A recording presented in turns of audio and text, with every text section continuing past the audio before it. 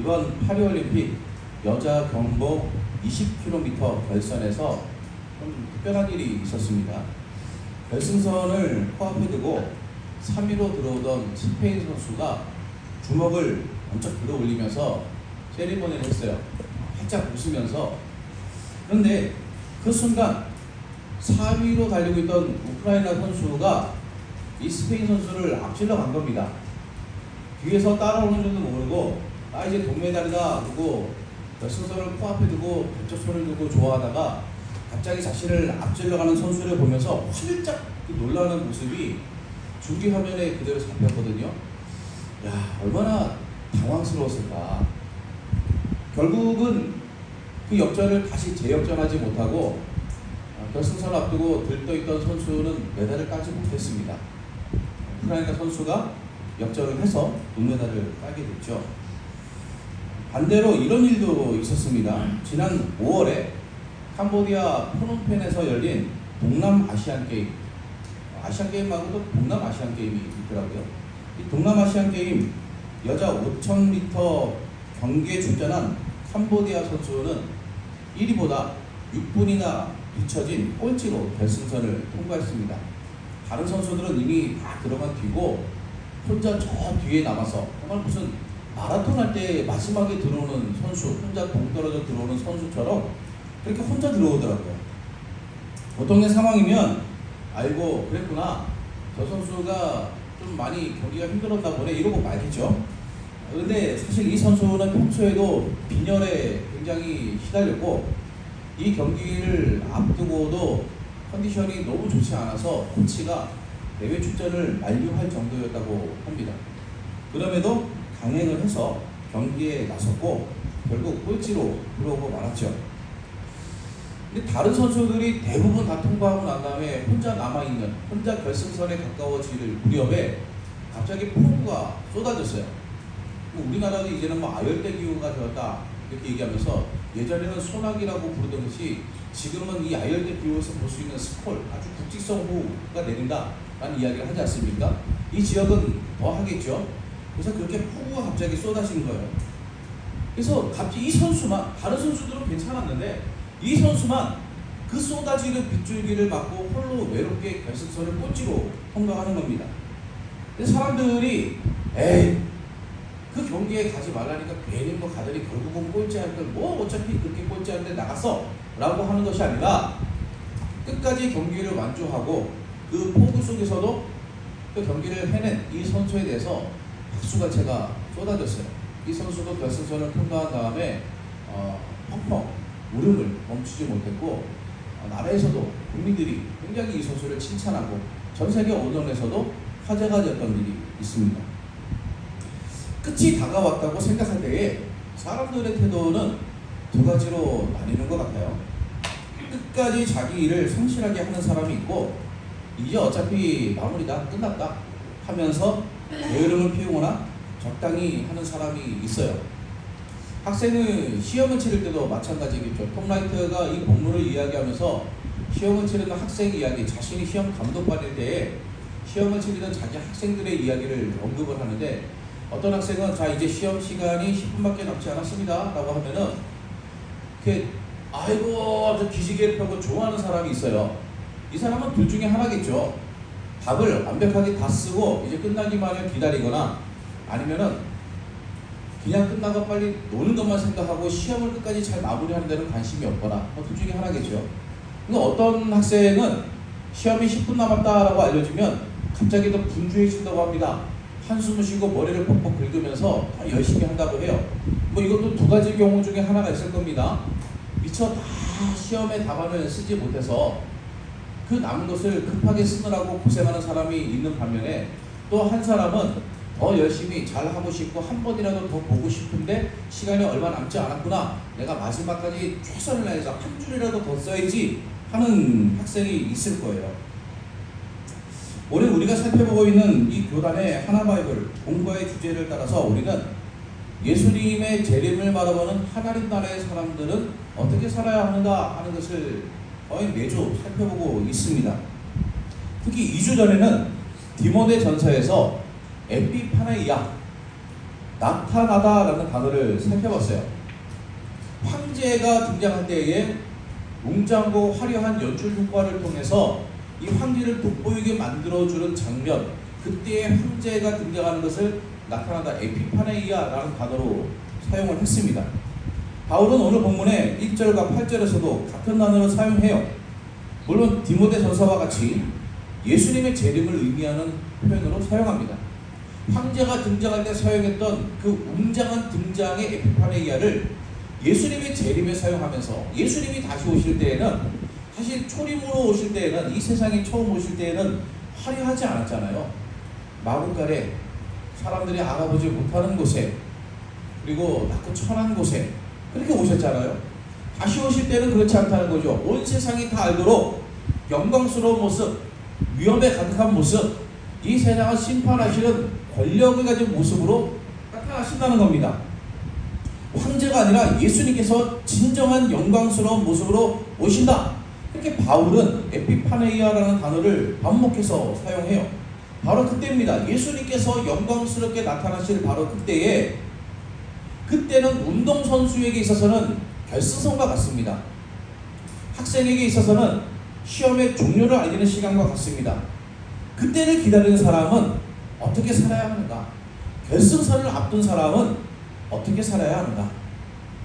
바울은 디모데에게 너는 말씀을 전파하라 이야기를 해요. 전파라는 우리 번역 때문에 우리는 이 본문을 가서 전도해라 라는 의미로 해석을 합니다. 물론 그게 틀리진 않아요. 그렇게 번역할 수도 있습니다. 원래 의미는 프리치, 설교하다, 선포하다 라는 의미가 훨씬 더 강해요. 사실 디모데의 사역을 생각해보면 그렇습니다. 바울 같은 경우는 순회 전도자예요. 어디를 가든지 믿지 않는 사람들, 광장 같은 거, 회당 이런 곳에서 복음을 전파하는 것이 바울의 주된 사역이었어요. 그리고 예수님을 믿게 된 사람들을 모아서 그 공동체 안에서 말씀을 가르치는 사역도 있죠. 디모데는 이미 바울의 전도를 통해서 설립된 교회를 목회하는 목회자였습니다. 디모데 같은 경우에는 설교하는 사역, 말씀을 가르치는 사역이 주된 사역이라고 할 수 있을 것 같아요. 물론 그것만 이루는 건 아니에요. 전도의 의미가 없는 건 아닙니다. 말씀을 선포하는 것이 꼭 교회 안에서만 선포하는 건 아니거든요. 우리가 전도를 할 때도 예수님 믿으세요 라고 이야기하는 것도 사실 이것이 선포예요. 이것도 어떻게 보면 프리치라고 할 수 있습니다. 근데 사실 그 시대에는 더했어요. 이 디모데와 바울의 시대에는 더욱더 공공을 향한 설교가 곧 전도에 관련했어요. 그러니까 사도행전을 보면 잘 알 수 있죠. 오순절의 성령 강림 사건 이후에 사람들이 방언으로 이야기하는 것을 보고 신기해하는 수많은 무리에게 베드로가 무엇을 합니까? 설교합니다. 그 베드로의 설교가 곧 전도였어요. 베드로는 그 이후에도 설교를 통해서 전도했습니다.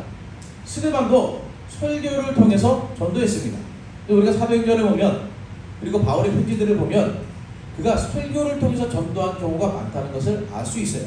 본문의 이야기는 교회 안에서 그리스도인들을 대상으로 말씀을 설교하고 선포하고 또 성경 공부하듯이 가르치는 것도 포함이 되어 있고, 밖에 나가서 믿지 않는 사람들에게 말씀을 선포해서 전도하는 것도 포함이 되어 있는 거예요.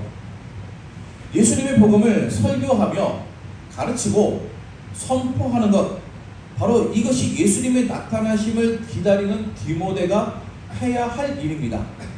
이것이 바울은 디모데에게 너의 직무다 라고 해요. 너의 해야 하는 일이다. 너의 역할이다.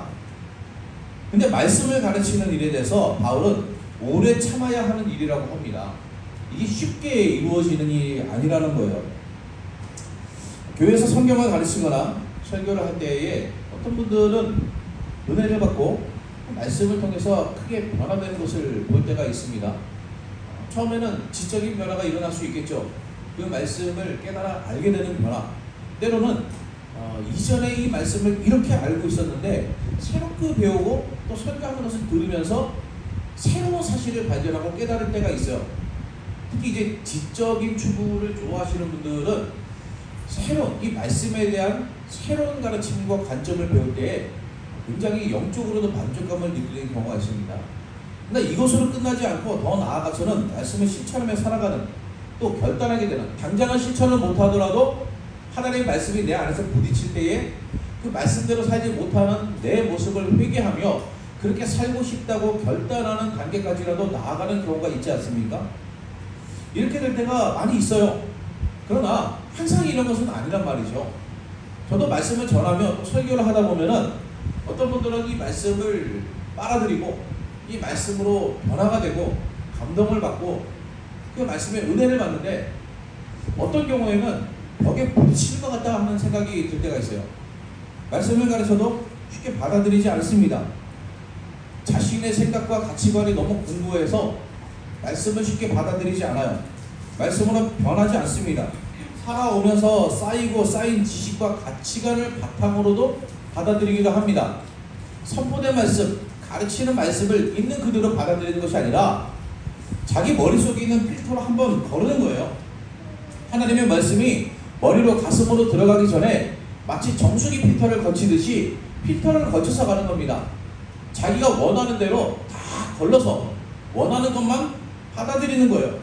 그래서 말씀을 듣고 받아들이는 데는 또 심지어 변하는 것이라면 이게 금방 이루어지는 일이 아닐 수 있다는 거죠. 시간이 오래 걸릴 수 있습니다. 그런 경우에 어떻습니까? 사실 목사님들은 조급할 때가 많아요. 사역을 하면은 결과가 빨리 나타나기를 바라지 않습니까?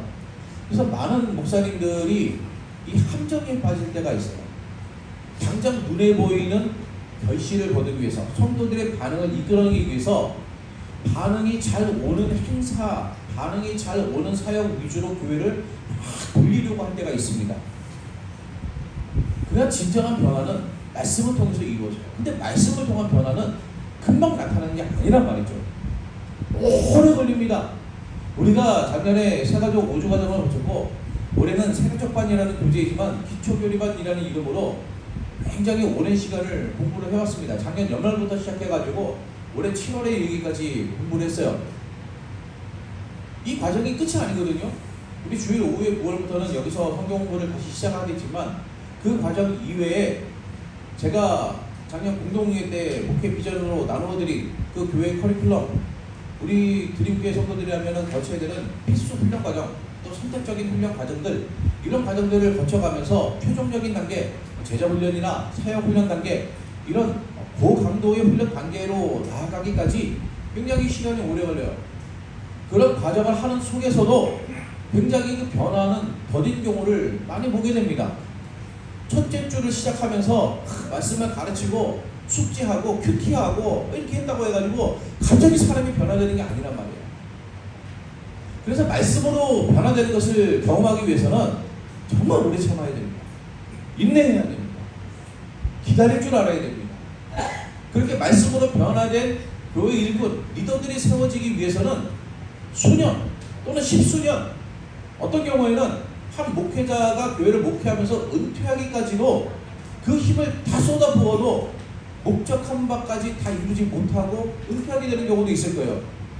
그만큼 말씀을 가르쳐서 그 말씀의 변화가, 열매가 나타나기를 바라보는 것은 어려운 일이죠. 그래서 바울은 디모데에게 오래 참으며 경책하고 경계하고 권하라, 이렇게 이야기합니다. 이렇게 수고를 감수해야 되는 이유가 무엇입니까? 그냥 뭐 빨리빨리 뭔가 변화가 나타나는 거 쿵짝쿵짝 하면서 그냥 당장 성도들이 할렐루야 들썩들썩하고 이렇게 반응할 만한 사역을 하면서 뭔가 눈에 보이는 성과만 나타내고 그렇게 하면 좋잖아요. 왜 이 속사람부터 근본부터 다 변화되도록 말씀을 오랫동안 가르치고 또 가르치고 인내하고 가르치고 이런 일들을 해와야 되는 이유가 무엇입니까?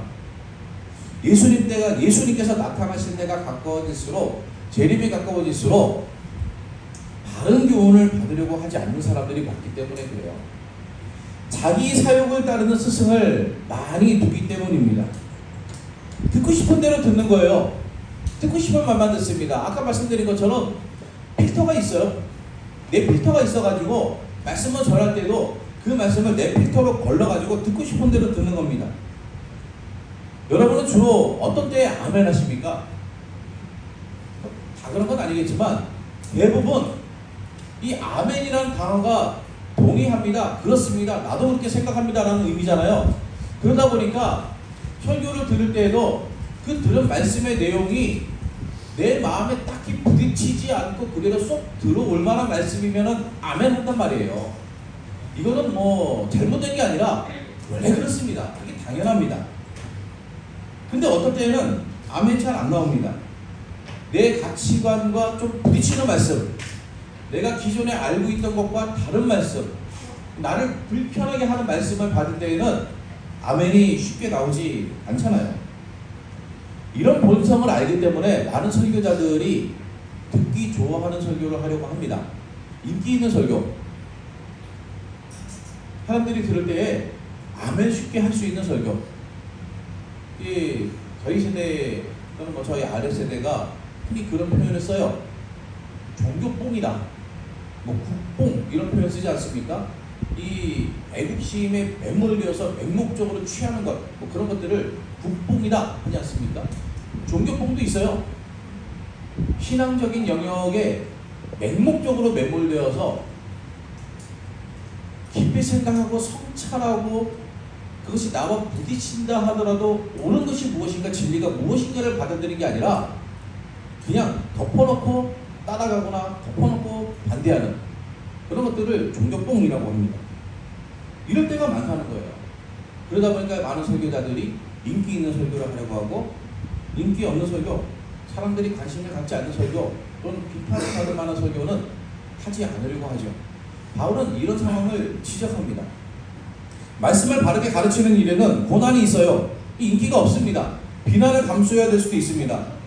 그럼에도 전도자의 일을 하며 직무를 감당하라고 디모데에게 격려하는 거예요. 디모데에게 이것이 예수님의 재림을 기다리며 실천해야 될 직무라면 우리도 우리에게 맡기신 하나님의 일을 예수님이 재림하실 때까지 성실하게 감당해야 될 책임이 있습니다.